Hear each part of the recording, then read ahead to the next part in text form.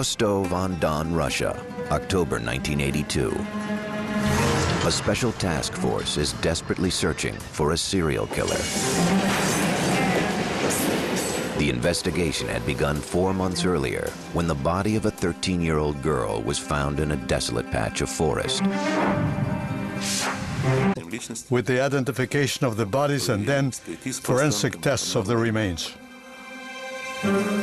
Despite these efforts, the body count rose. By 1984, we had found 23 bodies. Some of the bodies were still fresh, which gave us a broader picture of the injuries and the killer's behavior at the site of crime. Many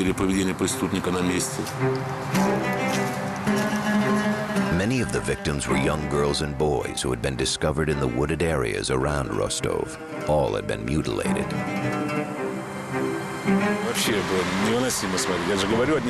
When they found some of the victims, you could still see the reflection of horror in their eyes. It was very hard to look at because many were just children. There were cut abdomens, amputated breasts. It was horrible to see. And in many disorderly sex lives. As time went on, he started to take more and more boys, innocent children, whoever he could lure and kill. He chose children whose physical stature made it easy for them to be manipulated. He chose prostitutes who were willing to go with a stranger. Police focused their efforts on transportation. He identified himself as Andrei Chikatilo, a 54-year-old grandfather and loyal Communist Party member.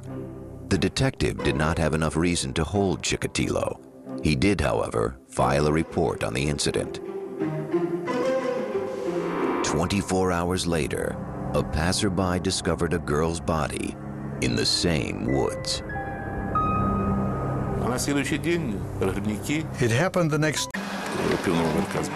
He had come out of the pub with a bottle of beer and tried to make contact with a young boy. We suspected that he might try to lure the boy away. And at that point, Chikatilo was arrested. By now, Chikatilo was suspected of committing more than 30 murders, but the police had no eyewitness and few real clues. Detectives desperately needed proof of his guilt. Annals of crime. Andrei Chikatilo is undoubtedly one of the most sadistic killers ever to live, and he got away with murder for more than 12 years.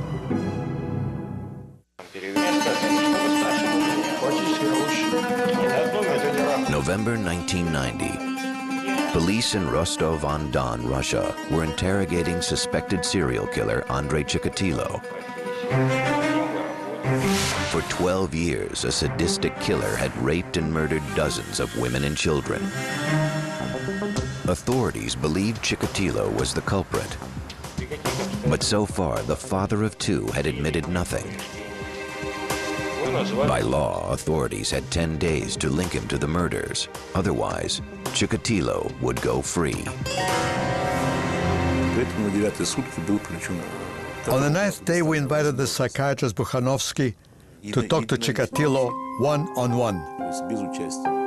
He spent the whole day with Chikatilo from early morning till very late at night. The techniques used by psychiatrist Alexander Bukhanovsky were much different than the intense police interrogation.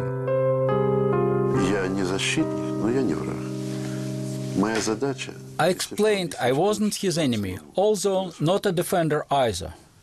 In the medical language, there are no words like guilty and wrong. I was creation and wanting to be out of it. He took even a kind of smarmy, perverse pride in demonstrating his various techniques, which he did in the KGB gymnasium, where little dummies were used to represent the victims. Not only did Chikatilo admit to the 36 murders of which police were aware, he also described 17 more that they hadn't tied to him. И только после этого, и затем уже начался. From then we began to collect evidence to prove his connection. Вместе с вами прибыл в город Шахты.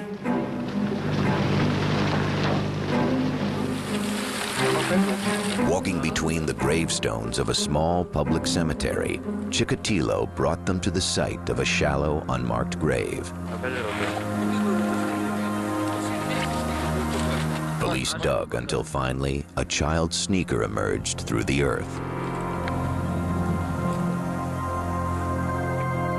Chikatilo in a world of violence and human degradation.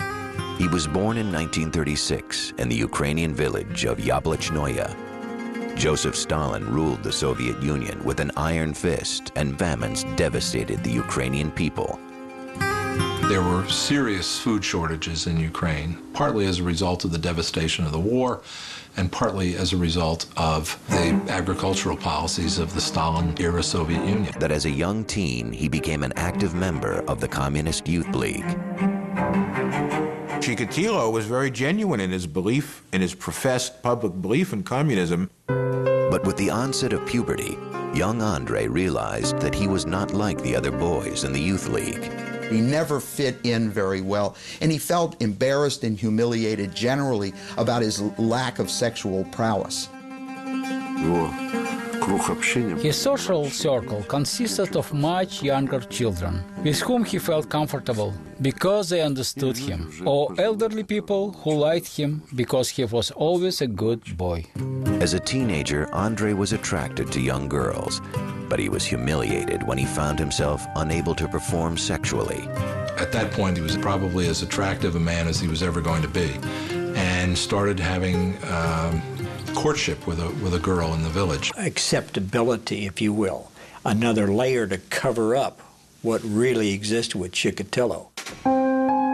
In 1963, at the urging of his younger sister, the 28-year-old Chikatilo married. He was living with his sister, and she had a spinster friend, and the two of them were put together, and having no better prospects, they married.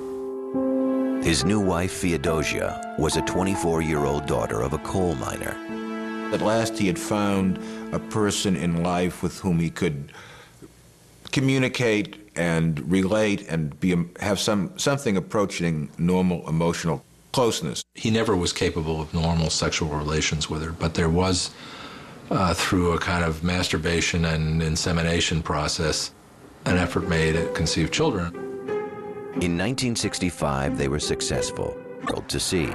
Inside, however, he was desperately frustrated. Certainly the fact that he was fundamentally impotent enraged him greatly because he felt that in some ways he was a superior person, having gotten 3 university degrees. I think he felt throughout his life that that impotence was probably the most fundamental adjective you could use to describe him. In 1970, Chikatilo accepted a job in a secondary school. Of sexuality, the joys of love, but he, Chikatilo, the educated, the brilliant, the special, the genius, could not, and that was a source of his fundamental rage.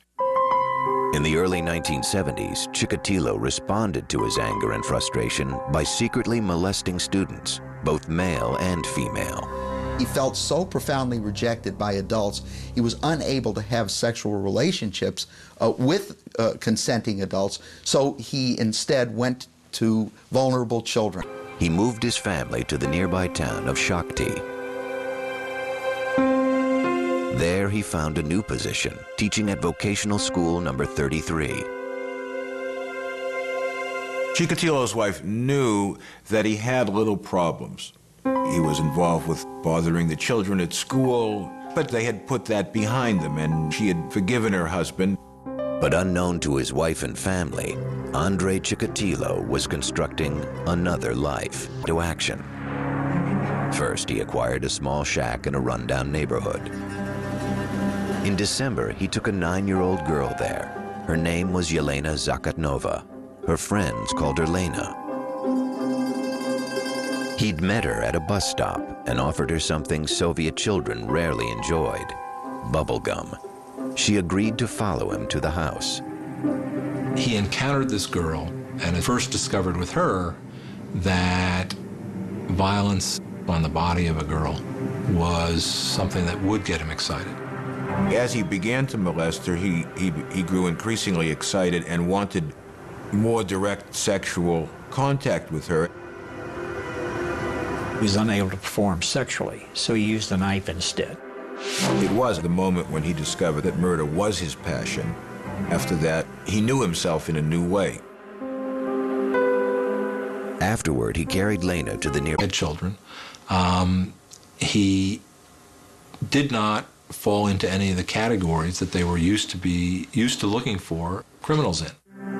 Rather than focusing on Chikatilo, police found someone they deemed a more appropriate suspect, a local man who had spent time in prison for rape. He was later convicted and executed. Having killed for pleasure, Andrei Chikatilo was now able to erase the sense of impotence he'd felt all his life. He had gained a piece of self-knowledge that he could never shake, which was that what turned him on was powerlessness and ultimately the murder of another person. Still, coming so close to being caught had frightened Chikatilo. For the next 2 years, he went to work, spent time with his wife and children, read the papers, and waited.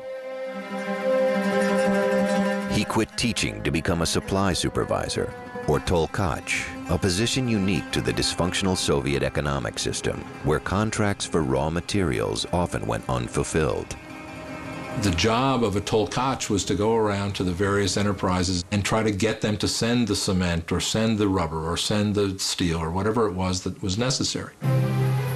It was normal for him to go on the road for several days to visit the supplying enterprises for his own enterprises and be gone with... Like Chikatilo, the brilliance and the strength of the person was in this iron discipline of keeping the two halves of his personality utterly separate.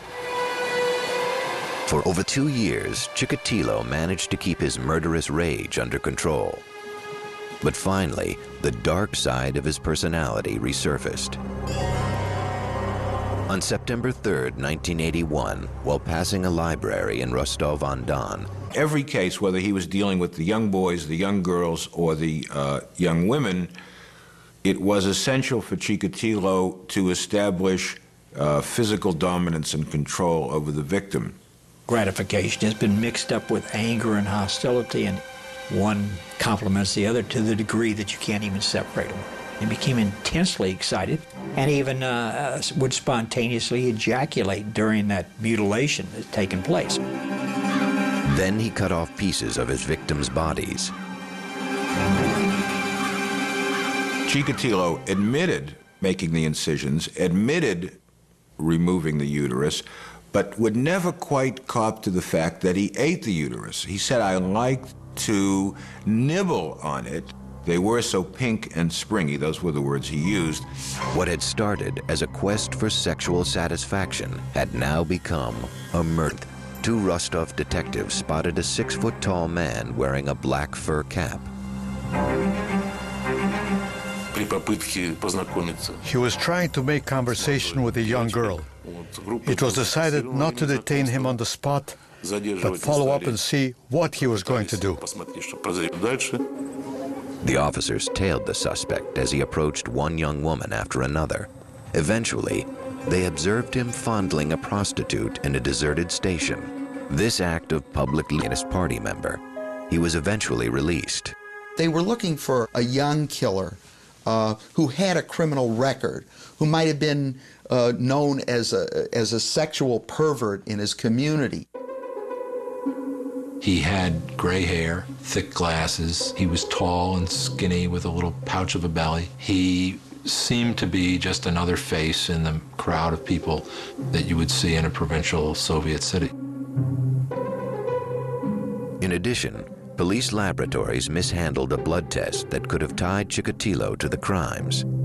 Well, the Russian police were, first of all, technologically in the Stone Age, and in terms of organization were on that level as well. So typically blood and sperm samples would get lost. That in itself was an example of the failures of Soviet science and of Soviet production capabilities. Chikatilo was free to kill again. Police were desperate to stop the attacks, so they decided to try an American criminological technique, psychological profiling. Psychiatrist Alexander Bukhanovsky was recruited to create a psychological portrait of the killer. Preparing the criminal's profile took several months of hard work. I had access to top secret killing spree and 52 victims. Andrei Chikatilo was arrested. Dr. Bukhanovsky's profile would prove chillingly accurate. In his confessions, he says he enjoyed their cries, he enjoyed the blood, and he enjoyed their pain. Well, he's obviously a sexual sadist. What the serial murderer learns with the act of his first murder is that he can be in control. Because until this time, they've basically been the scattered pieces of an individual that has never made them feel that they are in charge. The most serious motivating force for a lot of people, if not all people, is sex. The desire to procreate, the desire to be a sexual being. And in his case, it was just a totally frustrated, humiliating failure that he struggled with all of his life. Spring 1992. Andrei Chikatilo, 56-year-old grandfather and loyal party member, stood accused of a string of gruesome and brutal murders. The Soviet Union had collapsed, becoming the Commonwealth of Independent States. Chikatilo's trial promised to be the first great spectacle of the post-Soviet era. The Russian people reacted with grim fascination. Once Chikatilo's case began... On the morning of April 14th, 1992, in the Russian city of Rostov-on-Don, citizens flooded the steps of the House of Justice, anxious for a glimpse of the accused killer, Andrei Chikatilo. For months, newspaper headlines had branded him the Red Ripper, or the Butcher of Rostov. Chikatilo was dressed in a souvenir Olympic sports shirt provided by the court. His head had been shaved, a standard procedure to guard against lice. As proceedings began, the setting resembled a circus more than a murder trial. He was in a large iron cage in the courtroom. The cage was to protect him from the rage of the parents of the victims. He was never able to sit at a table and converse with his lawyer the way a Western defendant would have been. It was a bizarre scene. In the public seating, you had a number of family members of victims who were quite vehement in their desire to see him executed. And if they had had the option of seeing him executed by having wolves tear him apart, they would have voted for that. The victim's parents' reaction was understandably strong. When he was put in his cage, people rushed towards it and shouted, "Give him to us." But how else would you expect the parents who lost? They were both male and female. The ultimate point of the sexual act is to create life. Chikatilo's idea of it was that it should climax in death, so he was Mr. Anti-Sex, Mr. Anti-Life. It took 2 days for the judge to read through his list of indictments. On April 16th, the defendant was allowed an opportunity to address the court. Families of Chikatilo's victims screamed insults, some and a gruesome metaphor for Russia's 70-year failed social experiment. When he was defending himself, he blamed Stalin, he blamed his parents, he blamed the cannibalism of the famine, he blamed the Communist Party, and he even blamed his own blood type. Prosecutors would argue that Andrei Chikatilo was in fact the most calculating, diabolical killer of all time. His crimes were sickening, but I don't think he was sick in the psychiatric or legal sense. Certainly not insane. He was more bad than he was mad, and he was certainly very crafty, but he wasn't crazy. October 14, 1992 would signify the day of reckoning for serial murderer Andrei Chikatilo. It had taken nearly 2 months for Judge Leonid Akobzhanov to write his final verdict. Everybody knew he was going to be convicted. Everybody knew what the sentence was going to be. Man who committed extraordinarily cruel crimes remains an enigma. He spoke himself of some of his motivations, and yet when you hear any single explanation, it never rings with sufficient truth to explain the hideous crimes that this man committed. Having seen the dead bodies of so many victims, it may have seemed natural for me to hate him. And that is what I felt until Chikatilo